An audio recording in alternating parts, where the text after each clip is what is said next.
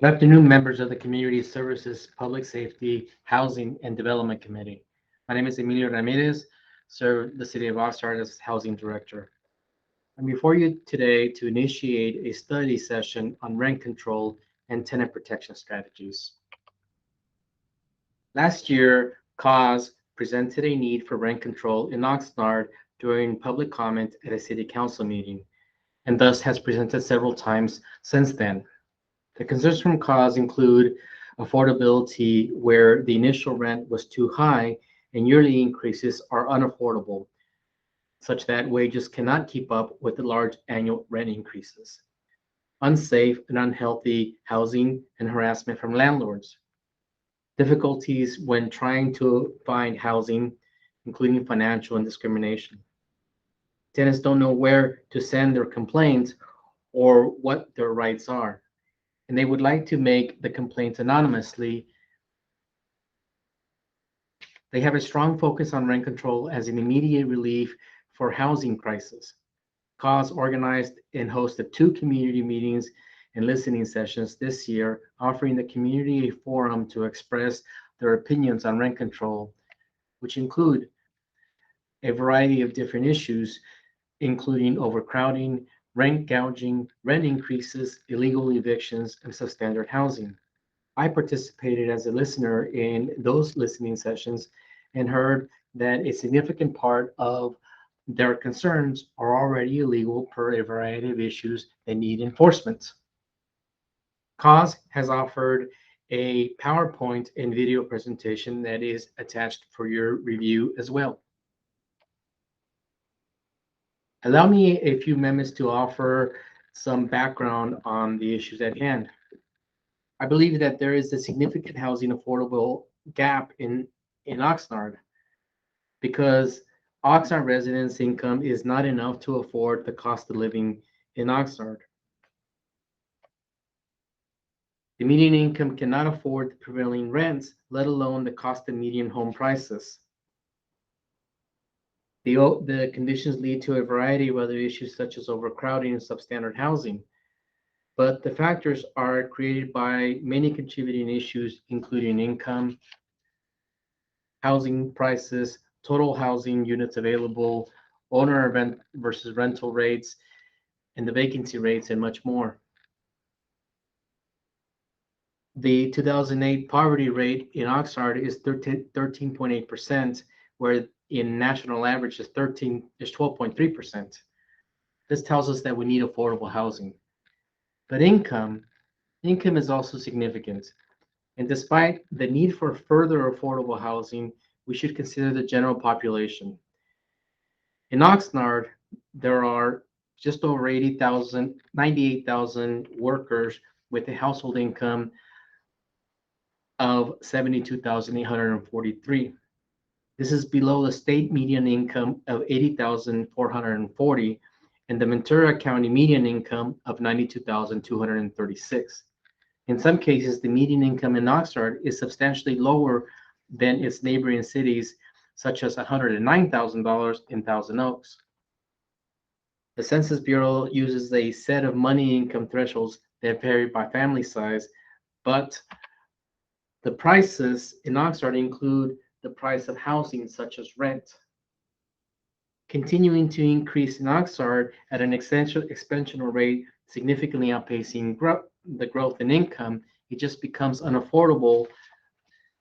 And the region saw a increase of 2006% of the housing cost between 1996 and 2006, while adjusted family income decreased in the median income in the area. But in Oxnard, the median income increased by the median home price, the cost of housing increased by 40.2% in just a 6-year period, from $323,000 in 2013 to $454,000 in 2019, while witnessing a growth in median income of only 19.8% from $72,000 in the same period. The increase in the cost of housing in Oxnard can significantly be attributed to new development over the past 20 years. New communities such as Seabridge and River Park and Victoria Estates are currently selling three-bedroom homes from $700,000 to $2 million. The cost of rent is similar. The two-bedroom average rent in Oxnard has steadily increased by 18% over the past 3-year period from $1,800 to $2,100, which indicates that the households with a median income of $72,000 cannot afford the average rent. Additionally, the low two-bedroom rent is $1,225, indicating that a family of four living in poverty cannot afford the low two-bedroom rent. Moreover, the homeownership rate in Oxnard is slowly declining over time, while the rental vacancy rate remains relatively high at 4.1%. So why is it that the vacant units cannot be afforded by the Oxnard residents? So the need in Oxnard is affordable housing and wage development, skilled labor that can earn a salary to afford the cost of living. In fact, Food Share of Ventura County estimates that 69% of the households have to choose between food and utilities. We are seeing the results, including condition of housing and overcrowding. Rent control is offered as a solution. Rent control is a system that limits a landlord's ability to increase the rent of an existing tenant. It is intended to allow the continuing tenants to level of stability while they live in the unit. Historically, there has been two types of rent control. One, vacancy control, which means that the unit is rent controlled even during the period of turnover of the unit. The other, vacancy decontrolled, which means that the unit is rent controlled during the period of occupancy of a single tenant. Rent control is legislatively limited by several state laws. The first is the Ellis Act, which was enacted in 1995. It prohibits a public entity from requiring apartment owners to continue offering their dwelling units for rent or lease. The Ellis Act allows owners of apartments that are subject to rent control ordinances to remove their dwelling units from the rental inventory. Local entities are allowed to place various restrictions on the landlord's process of going out of business, such as they can require the relocation assistance of displaced tenants. The second is the Costa-Hawkins Act, which was enacted in 1995. Costa-Hawkins Rental Housing Act sought to protect the rights of landlords, and the Costa-Hawkins Rental Housing Act preempted rent control for multifamily units built after February of 1995 and single-family homes and condominiums. It also prohibits vacancy controls, which, like I said before, means that when a person moves out, at that point of vacancy, the unit is adjusted to the then current market rent. But Costa-Hawkins does not fully bar rent control and allows local jurisdictions to set annual limits on rent increases on multifamily apartments units built before 1995, while an existing tenant continues to live in the unit, in other words, not including vacancy control. There has been several failed attempts to overhaul or repeal the Costa-Hawkins Act, which have not succeeded. Next, despite Costa-Hawkins, the state of California did enact the Tenant Protection Act in 2019, I'm sorry. The Tenant Protection Act does two basic things. One, it does impose rent control, and also it imposes good cause eviction tenant protections. Tenant Protections Act became effective in January 2020 and expires in 2030. The Tenant Protection Act applies to rental units that were built more than 15 years ago, but does not apply to single-family homes or other types of houses. Rent cannot be increased by more than 5% plus the local consumer price index, with the absolute maximum of 10%. Rent can only be increased 2 times within a given 12-month period. A master tenant cannot sublease or at a higher rental rate. In order to raise the rent, landlords must provide written notice. There is no vacancy control. The Tenant Protection Act also requires that just cause eviction protection to tenants if all the tenants of a rental unit have lived there for more than 12 months. It does permit at fault and no fault evictions.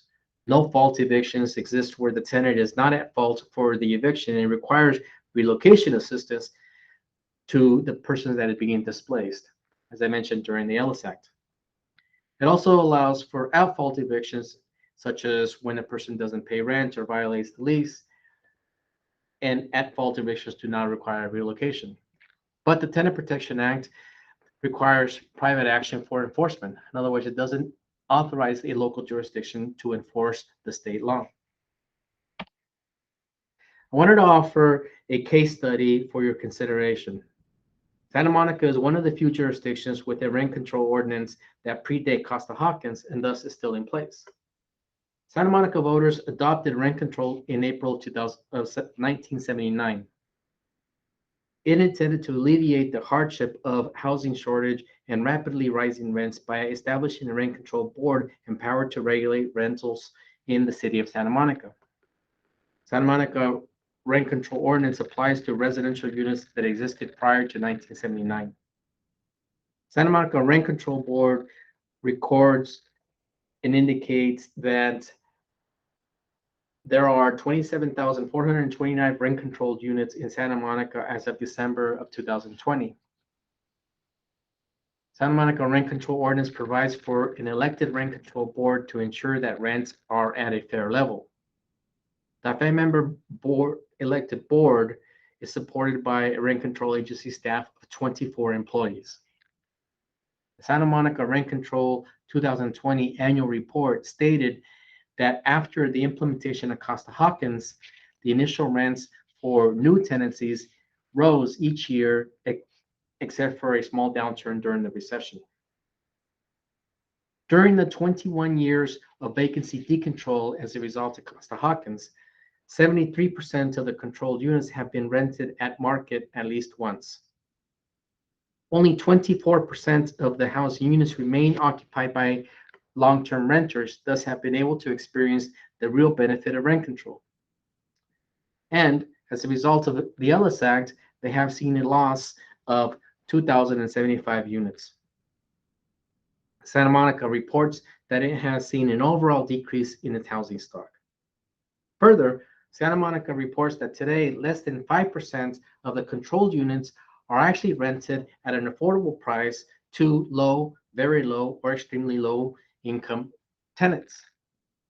The Santa Monica Rent Control Program does not appear to effectively offer the positive public benefit that it sought, i.e. affordable housing, having been largely hampered by intervening state legislation. Staff recognizes that rents are in fact unaffordable for the median income family in Oxnard. Staff believes that rent control alone will not reach the desired public benefit because the target of affordable housing is often missed by rent control. Capping the existing rents, which are already too high for the median income in Oxnard, does not make rents affordable. Staff offers the following short-term recommendations. First, tenant right education. Staff can develop an education program to make tenants aware of their rights under AB 1482 and potentially empower for legal counsel support, given that 1482, or the Tenant Protection Act, requires private action for its own enforcement. Note that this effort will require a significant budget appropriation, which we will have to consider. Second, the City Council may consider a local Tenant Protection Act. For example, the City of Sacramento adopted a local Tenant Protection Act similar to the State Tenant Protection Act. In so doing, it enabled its local enforcement of the same provisions of the State Tenant Protection Act. Again, given that the State Tenant Protection Act does not empower a local city to enforce it.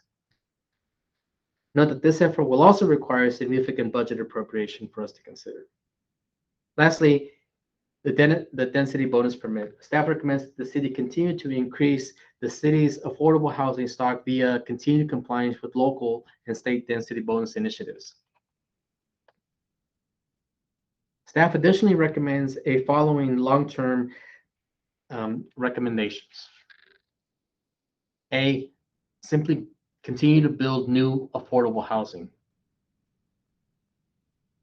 affordable housing that is controlled by contract and required that it be continuously affordable to the family that lives in it provides for the long-term public benefit that is needed where rent control might miss it. Continue to enforce inclusionary ordinance, which then produces additional affordable housing mixed amongst the community. And lastly, develop wages with initiatives like the employee pipeline, such that the population in Oxnard will eventually be able to afford the actual cost of living in Oxnard. Note that there is no financial impact at this time. However, implementation of any of these recommendations would have a cost associated to them, which could be significant. Based on committee feedback, staff will develop program parameters and associated impacts to staffing and budget and timelines for the implementation of the recommended efforts, and we will return to council and committee for your recommendation. The committee is recommended that we conduct a study session here and in the future for the consideration of tenant protection strategies. Thank you. I'm happy to answer any questions that you may ask.